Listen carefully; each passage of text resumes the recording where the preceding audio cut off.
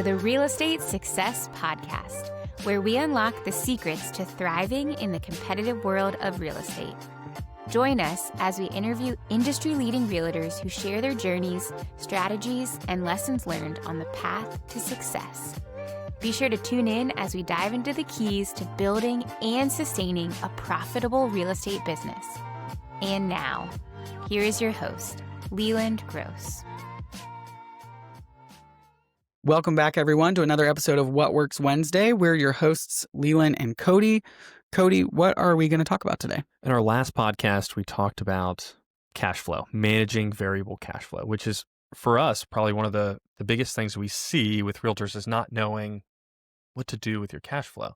Well, one thing I feel like we see pretty often is, as the commissions are flowing, now what do I do with that cash? Right.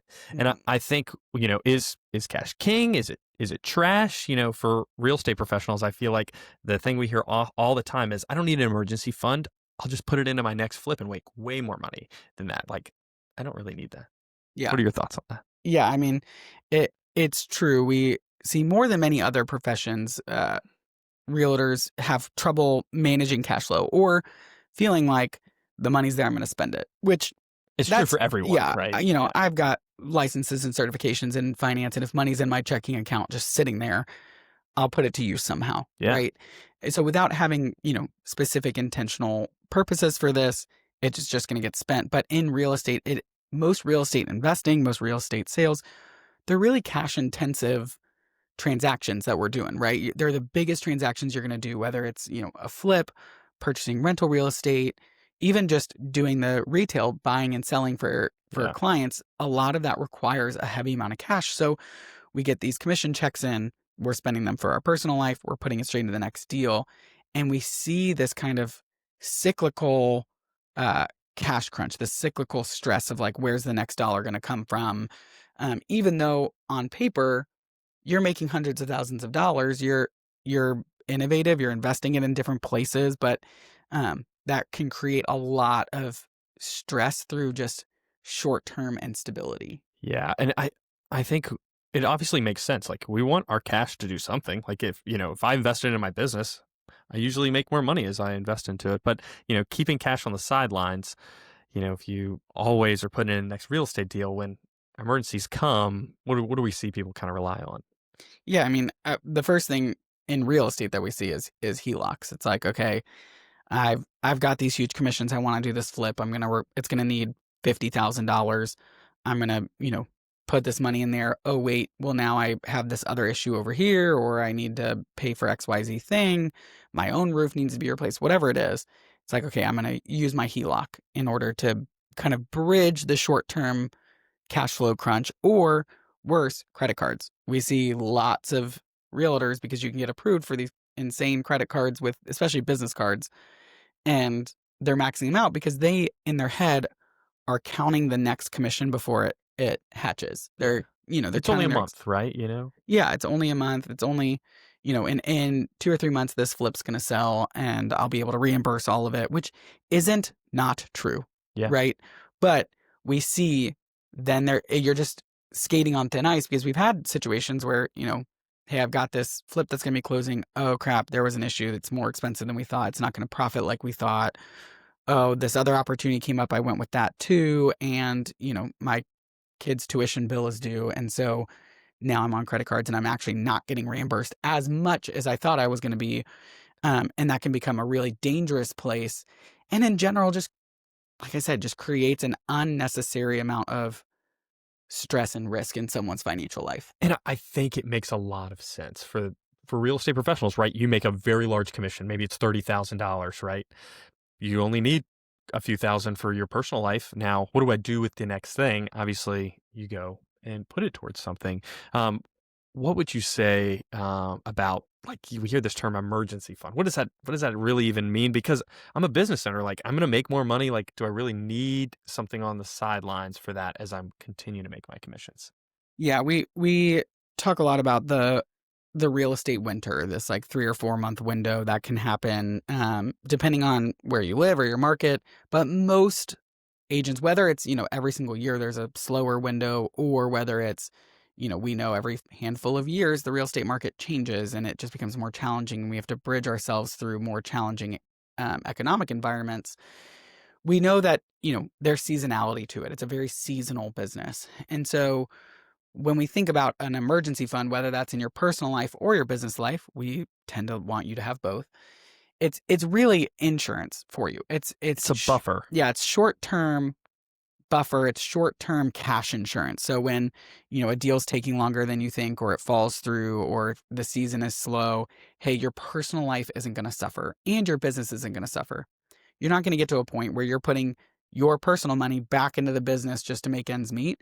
And you're not going to get to the point where, oh crap, I'm taking money out of my business because I need it personally, but the business also needs it. And now we're in a liquidity crisis, which is truly, it's just something we see all the time. And so when we think about these emergency funds, I think that's, a helpful term for some. I think it can be buzzwordy for others, but we do want your business to keep a buffer amount in there and to say, hey, this is money that's going to be here.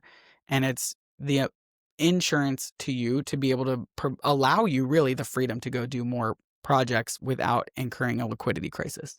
And I would say, like in your business life, right, we create buffers for business expenses, but then your personal life is going to look different depending on what phase you are. In your business, you got to keep a certain amount, but in your personal life, that's going to be so independent. For a single income household, maybe it's closer to 6 months of expenses, or for dual income, you're probably closer to 3 to 6 months is kind of a buzzword, but it's going to be completely dependent on like where you are. Yeah. So when we say with realtors, we're typically looking at both their business books as well as kind of their personal quote unquote books and say, all right, what do you need? In a situation where crap hits the fan, what does your family need if commissions aren't coming in and you're not able to pay yourself for a few months? What does your business need if you're trying to drum up business or invest in real estate or do things, but you haven't had a stream of income come in to replenish that for a while? And so we like to create a buffer in both because that creates a lot of safety, creates a lot of opportunity for you. And from there, you really, once you have that built, now it's to the moon. Now every dollar You can take a lot more risk. Yeah, you can take a lot more risk. You can jump into a lot more ventures. You can invest differently and really begin to think towards growth. But the problem is we get distracted by shiny things. And so, opportunities come across your desk. You're not really in a place where you can't afford it, but you jump into it because it's a great opportunity. But then you're kind of in this cycle of, stealing from Peter to pay Paul, just passing money back and forth from HELOC to credit card, paying off your credit card with my HELOC, just trying to make ends meet. And it becomes very, very stressful. And I would say we're not anti-debt. Like debt has a place in our society. We're not Dave Ramsey, zero debt. But I think it creates this cycle if you're not prepared. And something we see pretty often is you see these great deals and you want to, jump on it, right? And you use your emergency fund for that. Mm-hmm. But then, obviously in real estate, that things don't always go the way they were planned to go. The flip doesn't go as planned. The rental is not as profitable as you thought. And so it requires some cash. And so, setting what you were just saying, right? Having that buffer allows you to take so much more risk. But some things we see is like, we see people with multi-million-dollar real estate portfolios who are in short squeezes with credit cards. It's very common. Obviously, it's a short-term problem. They're going to make more money. The rental properties are going to be more profitable.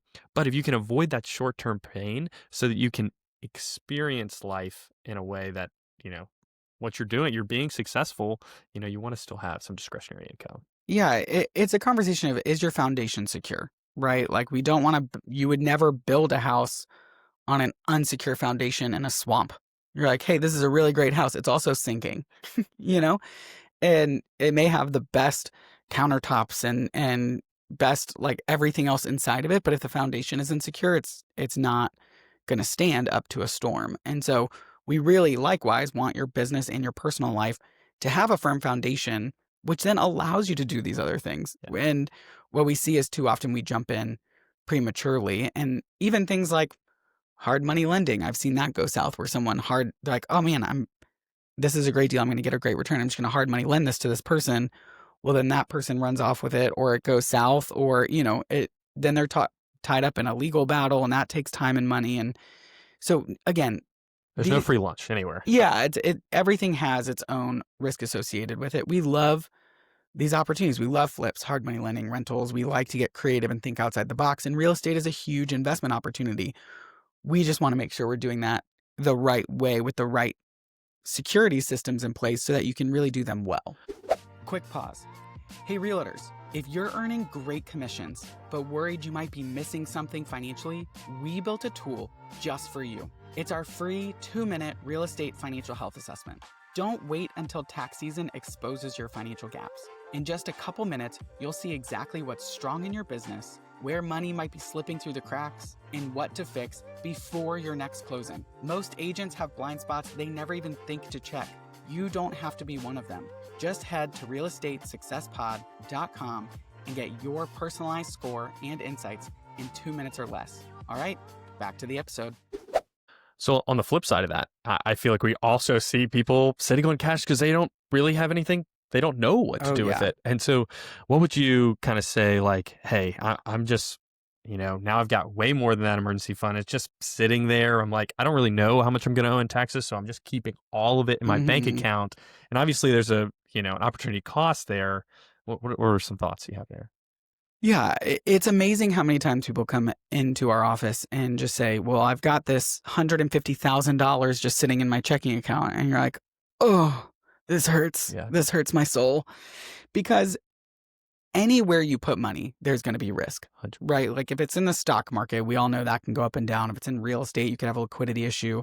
And if it's just sitting in cash in your checking account, it's losing money to inflation. Recently, in the last few years, we've had a really high inflationary environment. And I think for younger generations, that's the first time many of us have experienced that. Definitely the first time for me. And so, now we're all aware of like, oh crap, if this money's not keeping up with inflation, my $100 can only buy me $93 worth of stuff because, things have become more expensive. And so we don't want you to over pad cash because that's not healthy either. I say inflation risk is like the monster hiding in your closet. You're like avoiding all these other risks, kind of backing up away from them. And secretly there's a monster behind you eating up the value of your money. Yeah, I think that I would say there's a big risk in keeping too much cash because of what you're saying. Like, totally. It might be way more risky than the things you're considering. Yeah. Oh, long term, definitely. I would say if you're, afraid of taking risk with the stock market or other investments, like you're taking a lot more risk. It just feels nicer in the short term. Yeah, absolutely. And it's comfort. I mean, when we talk about cash, I feel like with money, obviously, like our money touches all areas of our lives, but I feel especially around, for some people, they can hold really tight grips on like, I need to be able to see X number, right? And that's a comfort level thing. Like I tell people all the time, even if you have an abundance of money, you've got hundreds of thousands of dollars, and that's where you feel comfortable. And we say, hey, you really only need to keep 40,000 here. So we're going to do the rest. Their face. Yeah, we're going to put the rest into these great things that are going to achieve your other goals. And, we're going to grow your wealth with this. Seeing a bank account go from one number down to another, even if it's a healthy number and it's a healthy thing, you still kind of tighten up. Yeah. And so, we don't want you to sit on too much cash. And that's why we really like creating a plan that says, hey, what is the right amount of cash? We don't want too little, and we also don't want too much. We just want enough that you are safe and secure. We want short-term financial security that says, I can handle anything that comes my way in my business or my personal life because I have cash on hand, which is my short-term liquidity needs. Beyond that, well, now we want to be, using vehicles that can get us tax breaks. We want to grow our wealth long-term. We want to, invest well. We want to make our money make money, which is truly the passive form. When people talk about passive income, it's like if I can put my money somewhere and it's going to make money, well, that's passive. I love passive income. I don't have to do anything but to it get doesn't that. really exist. Yeah, and so I just would say everything comes with a risk. And so we see the two extremes most often where someone's not holding enough cash and they're exposing themselves to unnecessary risk and short-term liquidity issues, or they're sitting on too much because that's where they feel comfortable. But now that money is really losing value for them to inflation. It's not growing for them in ways that it could be, whether that's through traditional stock market investments or real estate ventures or things like that. Yeah. We want to put your money to work because I think everyone wants to build wealth. I think everybody wants to build a better life for themselves and the next generation.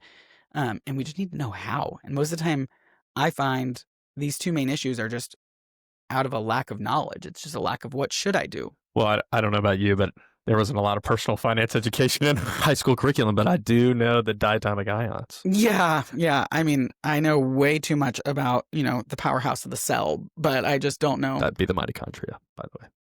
Yeah, I know. That's why I said I know what it is. Mitochondria, powerhouse of the cell, but what is compound interest? I don't know. Einstein said it's the seventh wonder of the world, and those who understand it will benefit from it, and those who don't will, be destroyed by it or something? Beats me, but it's a cool thing. It's a great quote. Google it. So yeah, when we work with business owners, we really like to put systems in place for them that help this. Because even just saying, hey, you need to keep more money in your business isn't helpful when in reality, that's a black and white number. But business, personal life, that's not black and white. It's very static. Some seasons you need more, some seasons you need less. Especially with variable income, right? Yeah.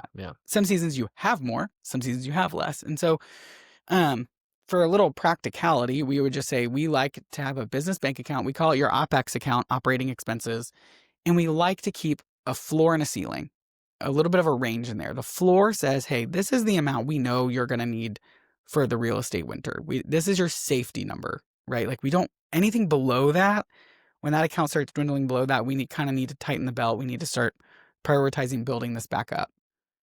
Between the floor and the ceiling, it's up to you. What do you need? Do you need more money in your business because there's a deal going on? Is it quiet and you need more money in your personal life? Take a distribution. Great.